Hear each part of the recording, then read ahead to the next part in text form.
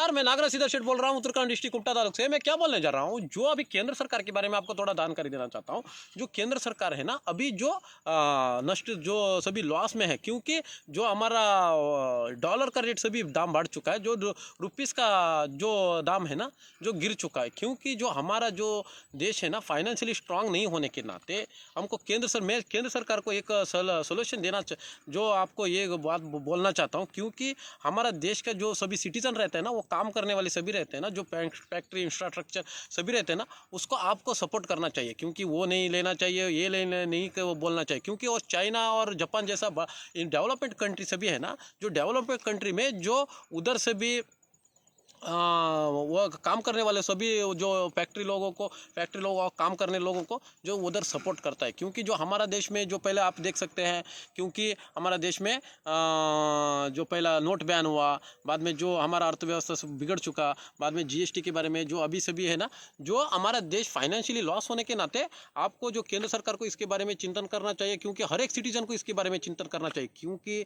हमारा देश से भी है ना डेवलपमेंट होने पर आपको जो पहले देखिए, वो पहला इंदिरा गांधी तो जो कांग्रेस गवर्नमेंट होने पर आपका सोने का दाम कम था। अभी सोने का दाम क्यों बढ़ चुका है? क्योंकि जो पहला लेने वाला भी बहुत लोग थे, क्योंकि सेल भी बहुत होता था। कि अभी सेल कम हो रहा है, कम होने पर भी उसका दाम बढ़ रहा है। क्योंकि हमारा देश सभी लॉस पर रहने पर सोने का दाम बढ़ता है। क्योंकि उस पर जो इन्वेस्टमेंट जो विश्व संस्था सभी है ना, उस पर ये करते हैं। हम एक्सपोर्ट कैसे ज़्यादा करते हैं, जो एक्सपोर्ट करने पर हमारा जो देश का जो सभी का गरम मसाले सभी सांभर पर सभी एक्सपोर्ट करता है ना, एक्सपोर्ट करने पर हमारा जो गवर्नमेंट स्ट्रांग होता है। क्योंकि वो गवर्नमेंट स्ट्रांग होने पर हमको जो नोट सभी प्रिंट करते हैं ना, उधर नोट करने वो सीरियल नंबर देता है। क्योंकि जो देश का इतना ही ये देश ने इंपोर्ट किया है, इसको इतना ही नोट का परमिशन देना चाहिए बोल के जो उधर जो है ना विश्व संस्था में आपको परमिशन मिलता है, जो रिजर्व बैंक को ये परमिशन मिलता है। क्योंकि जो हमारा जो सभी अंधभक्त सभी गोबर भक्त रहते हैं ना, इसके बारे में मालूम नहीं रहते। बाद में जो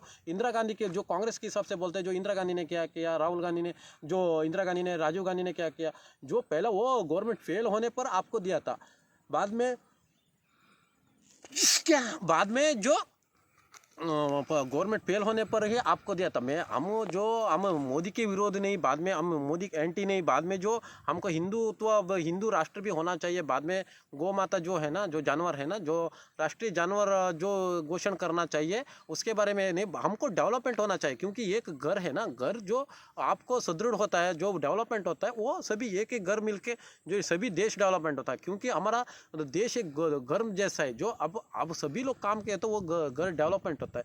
डेवलपमेंट होने पर बाद में देश का सभी सिटीजन्स नागरिक है ना, जो काम करने पर आपको डेवलपमेंट होता है। क्योंकि देखिए पर जापान और चाइना है ना, जापान जैसा जो कितना बार भी भूकंप हुआ तो उधर डेवलपमेंट हुआ। क्योंकि वो उसका वहाँ का गवर्नमेंट वो सभी सिटीजन को सपोर्ट करता है। क्योंकि क्या क्या होना चाहिए वैसे सपोर्ट करता है। बाद में चाइना भी वैसा है, वो प्राइवेट सेक्टर्स में सभी रेडी कर चुका है। बाद में जो एक कंट्री ने जो आपको हाथ दिया दूसरा कंट्री से लाता है, वो पैसा उसके पास रहने पर वो कौन सा भी कुछ भी फर्क पड़ता है नहीं। इसीलिए हमारे देश को क्या हुआ है, जो फाइनेंशियली लॉस होने पर आपको दाम बढ़ाना पड़ता है। क्योंकि आपको केंद्र सरकार को मैं बोलना चाहता हूँ, जो आपको गवर्नमेंट स्ट्रांग कीजिए। क्योंकि हमारा जो गवर्नमेंट है ना, सेंट्रल गवर्नमेंट पर आपको देश को स्ट्रांग करना चाहिए। क्योंकि स्टेट जो हिसाब में आता नहीं, जो सेंट्रल गवर्नमेंट जो हमारा 28 स्टेट है ना, इधर 28 स्टेट स्ट्रांग करना चाहिए। स्ट्रांग पर जो गवर्नमेंट सेंट्रल गवर्नमेंट स्ट्रांग होना चाहिए। बाद में जो हमारा फाइनेंशियल स्ट्रांग होने पर आपको इंफ्रास्ट्रक्चर जो फैक्ट्री से भी रहते हैं ना,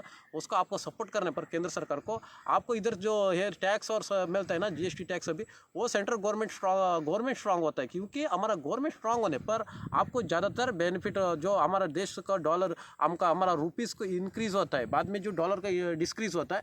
इसीलिए हमको फाइनेंशियली स्ट्रांग होने पर हमारा देश अखंड देश भारत देश जो हिंदू राष्ट्र सभी बनाने में बहुत ये होता है, वो सपोर्टिंग होता है। बाद में जो हमारा राष्ट्रीय एनिमल जो घोषणा करने पर हमारा गौ माता को राष्ट्रीय एनिमल भी घोषणा करना चाहिए। बाद में जो हम देश को फाइनेंशियली स्ट्रांग करने पर इसके बारे में हर एक सिटीजन को इधर का सिटीजन को चिंतन करना चाहिए।